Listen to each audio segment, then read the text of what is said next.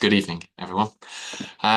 First of all, look, I know what you're thinking. We're still over 2 months away from Christmas, so why on earth have I got a nativity scene set up on the screen? Well, firstly, my wife has been buying Christmas presents since her birthday in August, and is trying to get Christmas songs to be playing in the car. My daughter, whose birthday was in June, has already done her Christmas list about a week after her birthday. So Christmas has been mentioned quite a lot in my family. Also, I wanted to use this to highlight what I think is quite an obvious issue with the talk title that I'm here to discuss with you.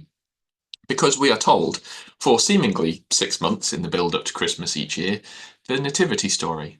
And one of the most remarkable things about it is the virgin birth. No man involved. So the remarkable thing about Jesus is that he's the only person born who isn't the son of a man. Does that mean that there isn't really much to say? You've come to listen to a Bible talk, which is pretty much going to finish in what, 2 minutes? Well, not quite, because the title isn't Son of Man. It is Son of Man, which I know sounds exactly the same, but hopefully you can see the slide. It's different, as in mankind. So Jesus was born from Mary, and so as a result had her DNA and is human. Indeed, we've got two genealogies of Jesus recorded in the early parts of the New Testament to show Jesus's ancestors from Mary and also to show the line from Joseph.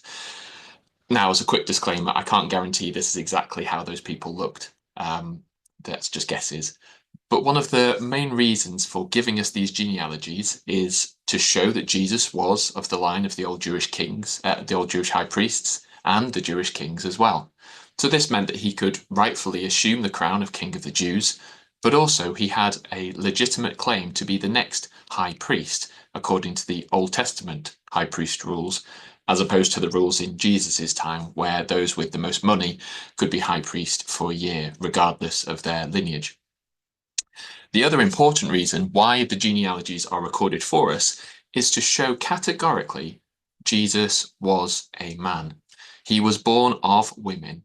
He was as much a human being as you and me. But of course, Jesus was also born from God and is rightly called the Son of God in our Bibles.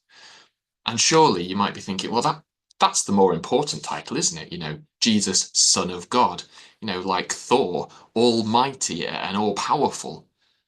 And I think if we were probably asked which title we would want to be known by, we would probably go with Son or Child of God. However, Jesus calls himself Son of Man regularly in the Gospel books of Matthew, Mark, Luke, and John, which record Jesus' time on this earth. So it was a title that he wanted to be known by, and for us, I think Son of Man as a name for Jesus is actually just as important as Son of God, both for now and in the future, which is why we're talking about it.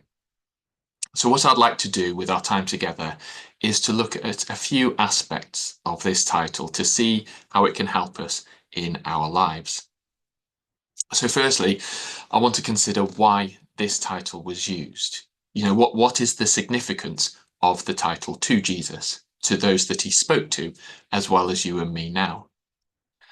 Then I'd like to examine what the title means, because titles, they usually signify things, don't they? We get kings or queens, which denotes that someone is a ruler over an area of land or people. A manager or a head coach in football apparently have different meanings that tell you a different role that they have within the team.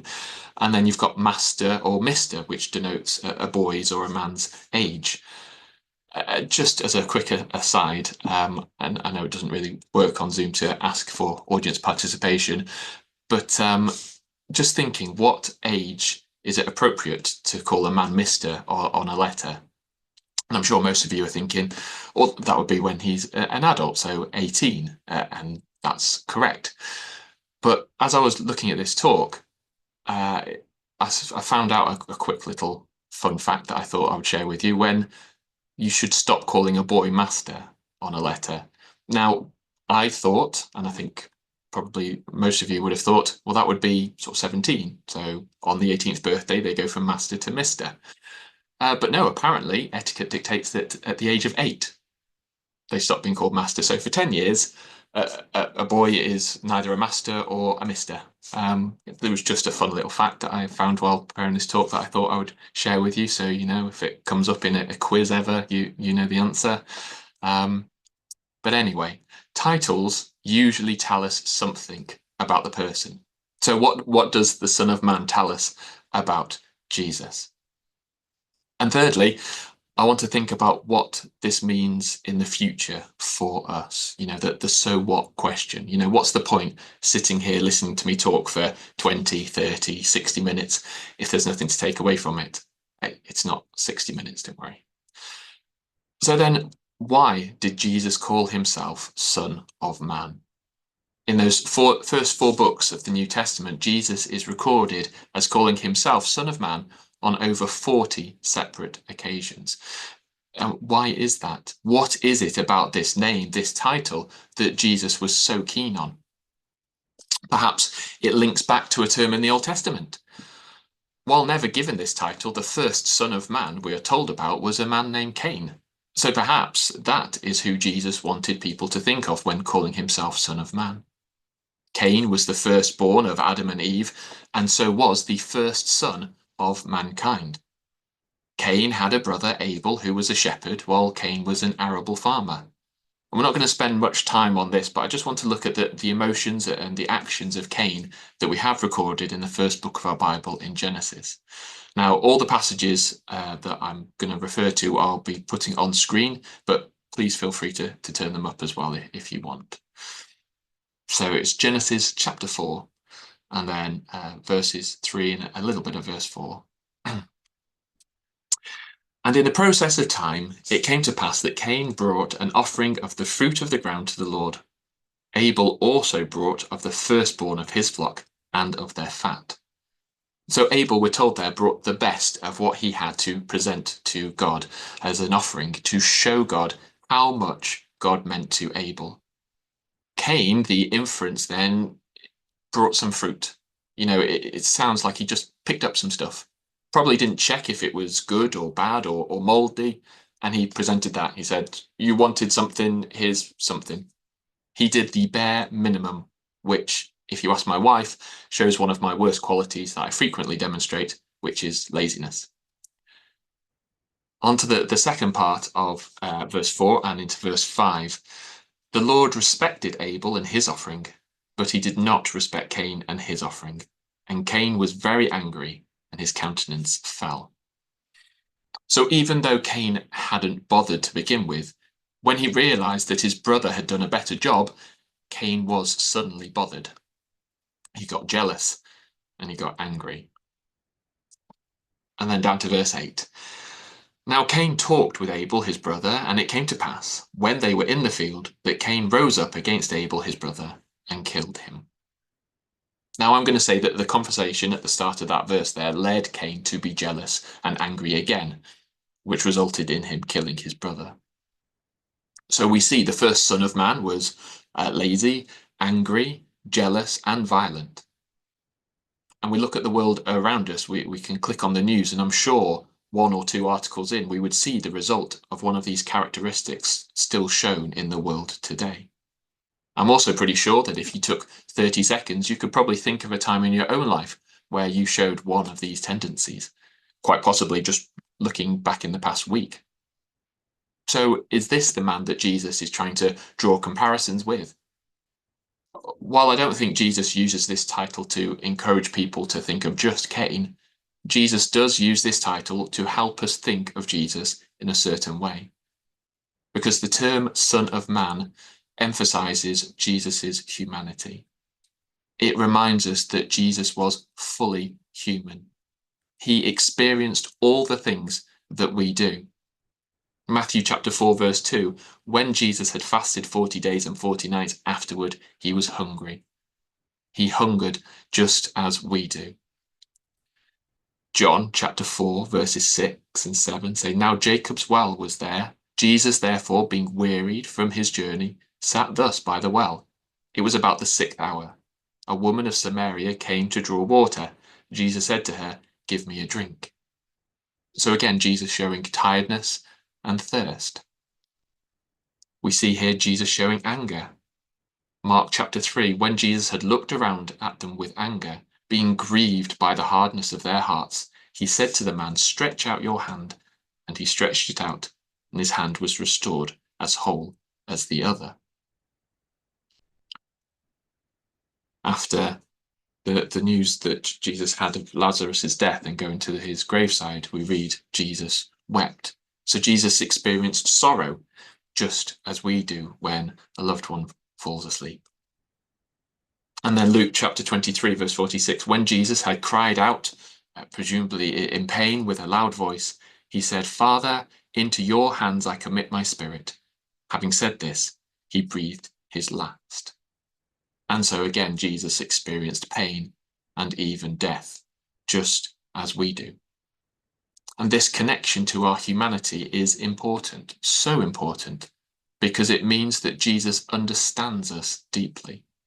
He knows what it's like to walk in our shoes. He knows what it's like to have all of those emotions that Cain experienced running through his body. He knows the strength that it takes sometimes to say no and to resist. He understands why we struggle sometimes to listen to what God asks of us to do it. And so this empathy to our position gives Jesus great power and is a huge help to us as well, which we'll look at shortly. Now, although Jesus is known as the Son of Man, he isn't the only person called this.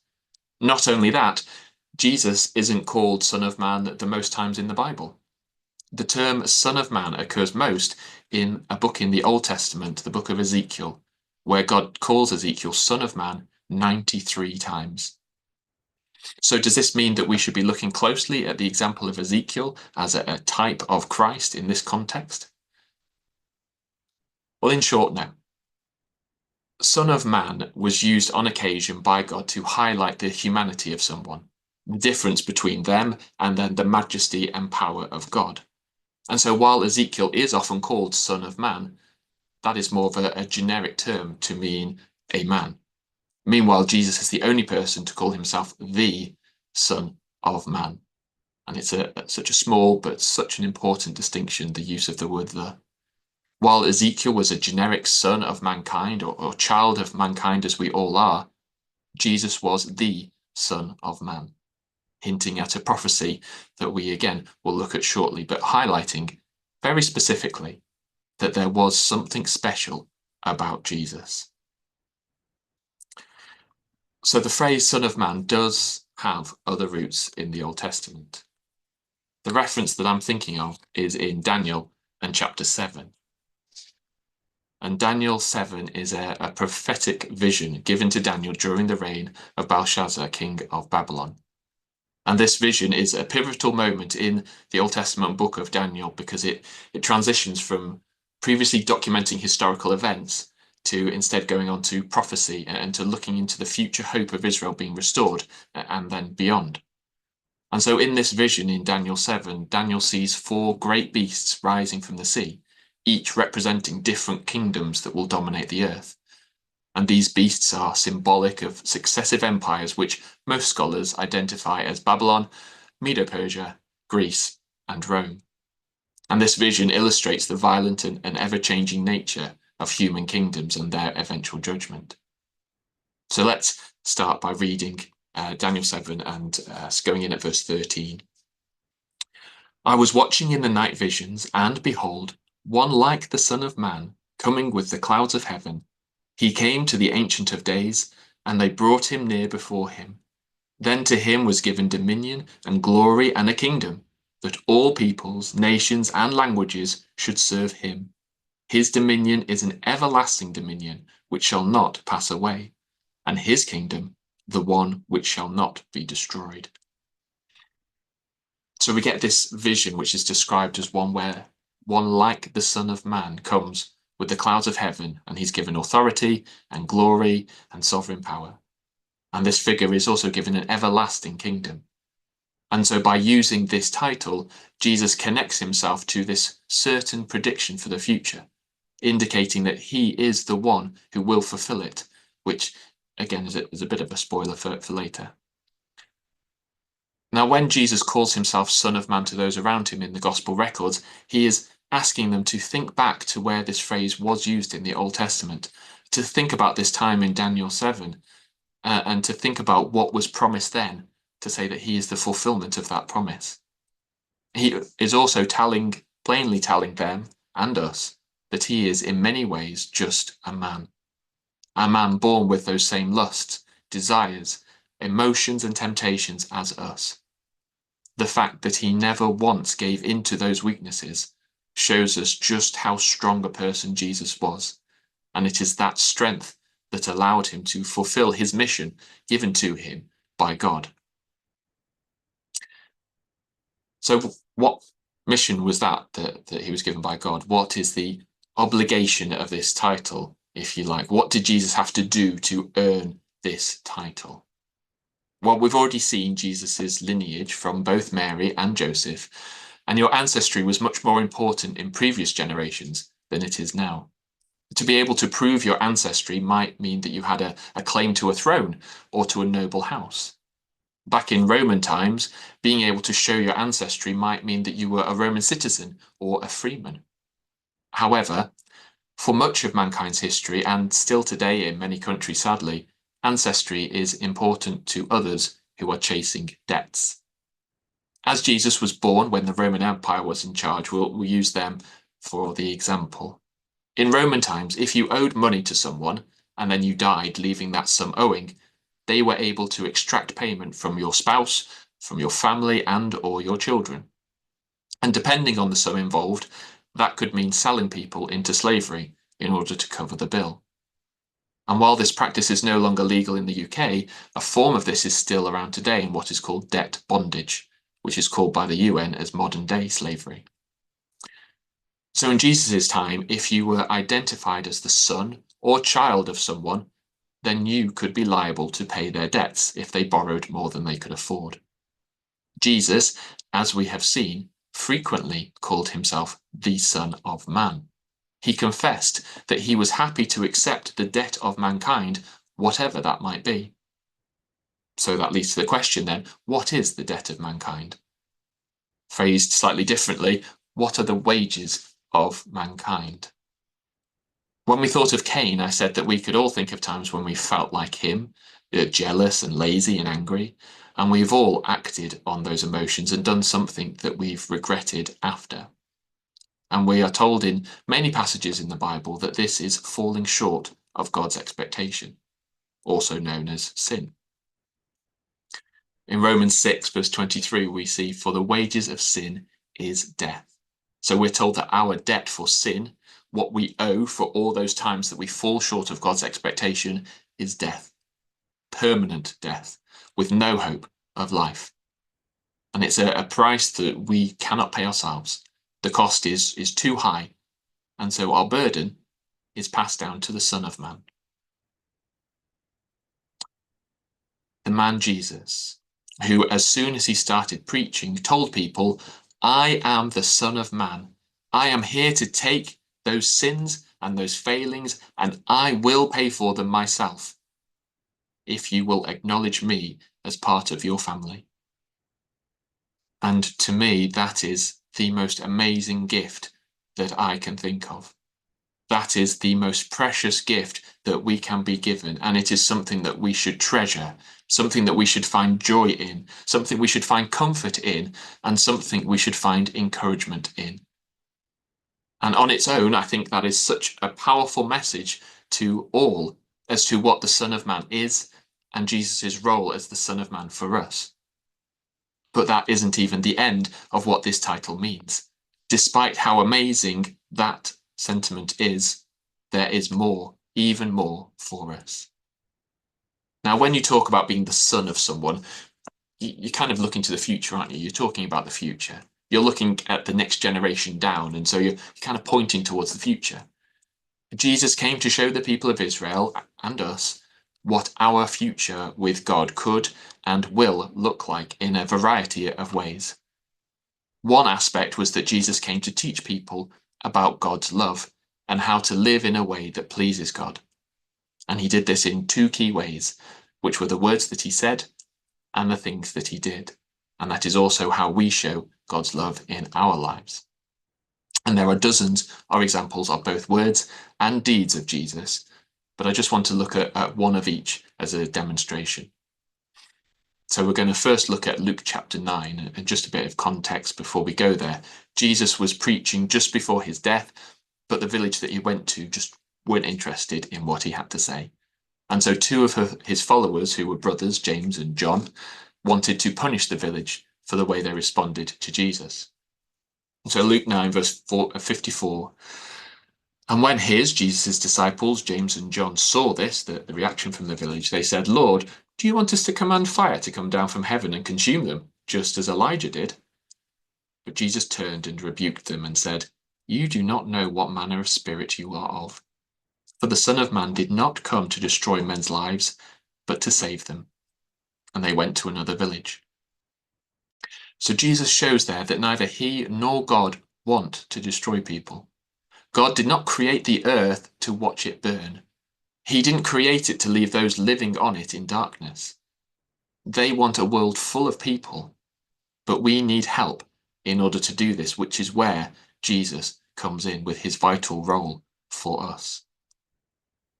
And then next, I'd like to go to Matthew chapter 9, and again, a little bit of context. We've got this paralytic man who was let down through a roof by his friends to see Jesus, as they knew that Jesus had the power to heal their friend.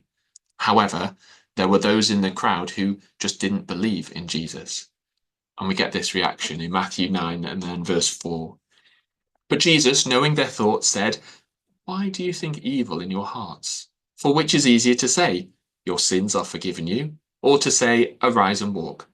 But that you may know that the Son of Man has power on earth to forgive sins." Then he said to the paralytic, "Arise, take up your bed and go to your house." And he arose and departed to his house. So Jesus showed that the Son of Man has the power to save individuals then. He also has the power to save the whole world now. And finally, Jesus as the Son of Man also points to his return. He promised that one day he would come back to establish God's kingdom fully on earth. Matthew 24, verse 30 reads, "Then the sign of the Son of Man will appear in heaven, and then all the tribes of the earth will mourn, and they will see the Son of Man coming on the clouds of heaven with power and great glory." The Son of Man will return to this earth with power and great glory. His purpose is to set up a kingdom we saw in the words from the book of Daniel earlier, which will never end. And this isn't like an everlasting version of the Roman or the British empires either. Firstly, this will cover the whole earth. And secondly, we're told in a few places what this earth will be like. Firstly, Isaiah chapter 35, verse 5. "Then the eyes of the blind shall be opened, and the ears of the deaf shall be unstopped. Then the lame shall leap like a deer, and the tongue of the dumb sing. For waters shall burst forth in the wilderness, and streams in the desert. The parched ground shall become a pool, and the thirsty land springs of water." An empire unlike any other empire that we have ever seen, where there will be healing all over the world. The blind will see, the deaf will hear. We're also told that there'll be water throughout the world. We're told in another passage that there will be food on the tops of mountains. There will be water aplenty for everyone, food aplenty for everyone, resources for everyone to share, not to hoard as we see in empires these days.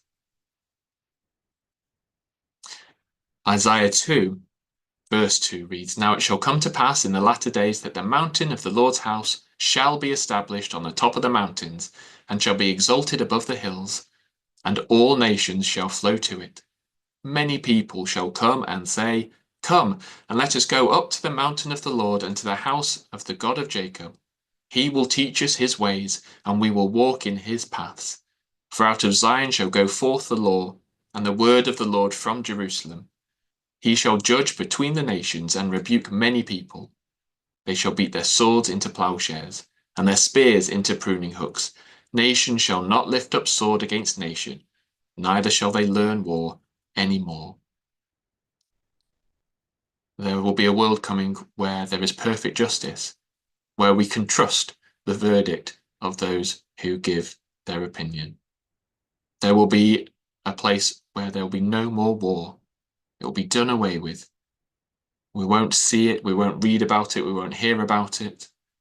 Again, a world unlike anything that we have seen before, and potentially that we can even imagine. Such a shift and a change from what we have now. And then lastly, Revelation 21. Now I saw a new heaven and a new earth, for the first heaven and the first earth had passed away. Also, there was no more sea. And I heard a loud voice from heaven saying, Behold, the tabernacle of God is with men, and he will dwell with them, and they shall be his people. God himself will be with them and be their God. And God will wipe away every tear from their eyes. There shall be no more death, nor sorrow, nor crying. There shall be no more pain, for the former things have passed away. Again, just trying to imagine a world without sorrow, without pain, without death. It's difficult sometimes to imagine, to picture. But that's what we're told is going to happen. That is the promise that has been made by the Son of Man and by his Father, our Lord God. This is what will come to pass. And so this should give us such amazing hope that we know no matter what difficulties we face, Jesus will return to make everything right. And so the title Son of Man tells us so much about Jesus. It reminds us that he was truly human, experiencing life just as we do. It connects him to the ancient prophecies, showing that he is the one chosen by God to bring about his kingdom. It highlights his mission to teach, to heal, and ultimately sacrifice himself for us. And it gives us hope for the future when he will return to establish God's perfect kingdom. Whether you're hearing about Jesus for the first time or you've known about him all of your life, his message is timeless and it is relevant. Jesus, the Son of Man, is someone who understands us, who loves us, and offers us a way to be close to God. He calls us to follow him, to learn from his example, and to live in a way that honors God. And so let's remember this as we go about our lives, striving to live with the same love and the same compassion that Jesus showed. Thank you.